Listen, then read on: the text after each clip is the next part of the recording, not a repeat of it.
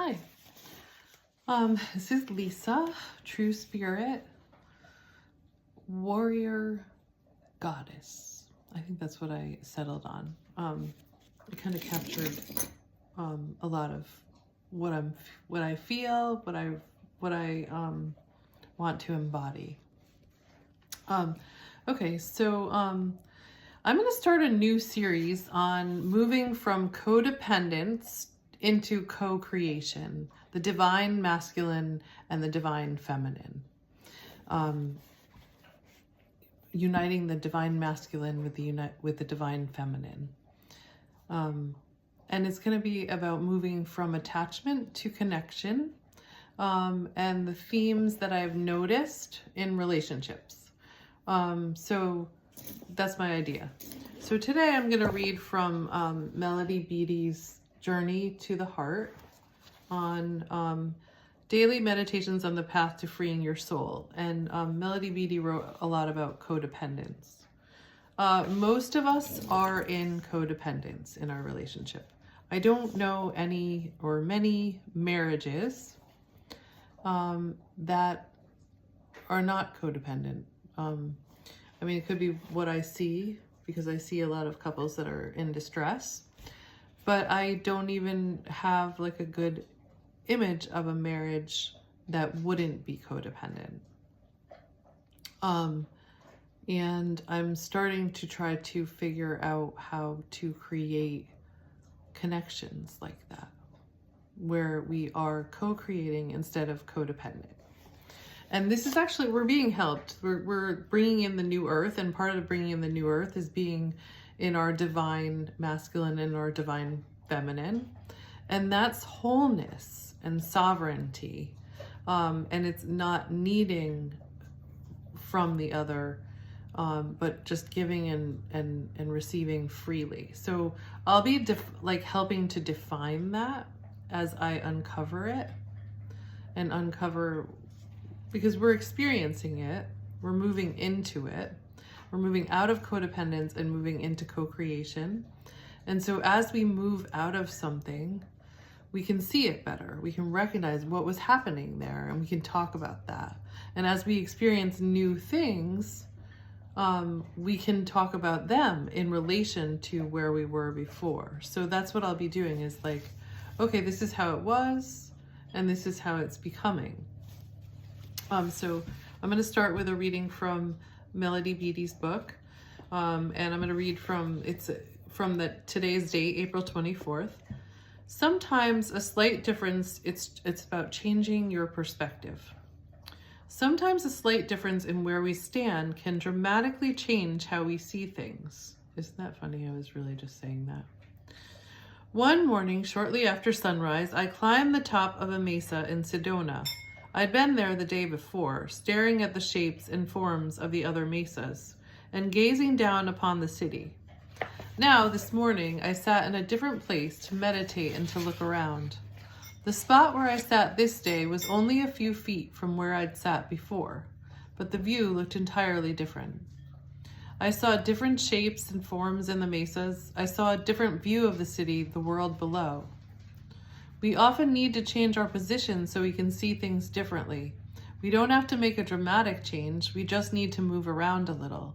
Perhaps an unresolved issue is blocking our vision, blocking us from seeing the beauty that's there. Maybe a bit of anger or self-contempt is interfering with our vision. Hi, Luna. Maybe the changes we need to make are minor, much less than we thought. Maybe we simply need to look at whatever we are viewing without fear, to change our mood and to see it with the eyes of love. So some of us are going to stay in the same relationship that we're in, but it won't be the same relationship anymore. It's going to change. We're going to get different perspectives, and that are going to help us move more towards each other and become more whole, and to interact with each other in a more flowing way of giving and receiving rather than transactional.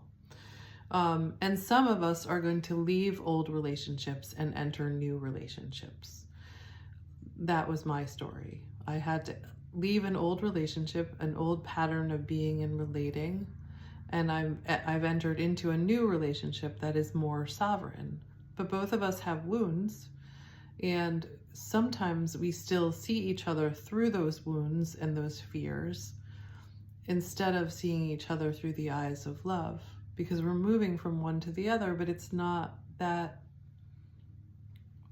it's more fluid, and we're still holding on to some of the patterns from our own relationship. But as we observe them, we can let whatever's not working go. So I'm going to talk about like my experience, and maybe talk with other people who are having similar experiences and interview them, so we can get different ideas and different perspectives on what's happening and what we're trying to create, or co-create. So that's the idea for this, moving from codependence to co-creation in our relationships, uniting the divine masculine and the divine feminine. So the last part of this is take a break, move around, learn to change your perspective. Maybe you don't need to change what you're looking at, you just need to change where you stand. And so when I was working with couples, and when I was working with my own relationship, I'm a marriage and family therapist, seeing each other's perspective really helped connect us and help us to know that we saw each other. That was really important. Where the next piece was really identifying our own needs and being able to share those needs. And the hard part of that, and I think this is happening for a lot of people right now, was that my needs conflicted with his needs. We were not able to meet each other's needs. And we had to be really honest about that. And when we were honest about that, it meant that we had to go separate ways. And that was really sad. But in doing that, it opened us up to be able to meet people who did want to meet our needs, who did want the same things as us. And I was able to find someone who wanted what I want, who I connected with more, who met me in this realm that I wanted to live in, or who's meeting me, who's continuing to meet me in this realm that I want to live in. But we're still experiencing a lot of fear right now, related to our past and the traumas that we had from our past. And sometimes we see that and we create the same pattern over again. And so this is the process of learning to take a step back and just observe, observe. And also, when we do fall into these patterns and we injure each other in this new relationship, I've recognized that that's a new injury that I've created in this relationship. My partner now sees me as danger.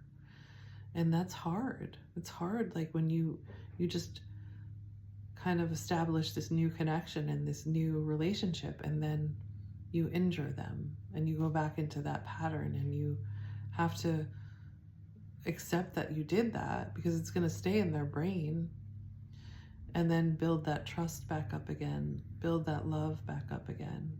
But also holding yourself in compassion, because you did that because you were hurting so bad, and you didn't even know that you were hurting so bad until you lashed out. So just finding that happens sometimes. Our old traumas and triggers cause us to feel fear and then repeat that pattern, acting that pattern out, and then injuring our new person, which in turn is probably going to come back to us in some way if we don't acknowledge, address it, and try to heal it. And recognize that it's going to take time to do that. So this is part of the process of moving from the old story, the old relationship, into the new relationship, the new way of being. It's a new way of being. It's very heart-centered, and it's about our heart, choosing our heart and choosing love and moving forward in that vision. But we're going to have these times where we fall back. And how can we be compassionate to ourselves and to our partners in doing that? So we're going to explore that in this new series that I'm going to try to create. I probably will only do it maybe like once a week. And it's just going to be called, once again, it's going to be called Moving from Codependence to Co-Creation, and the divine, uniting the divine masculine with the divine feminine. I'm not sure about that last part, but we'll see.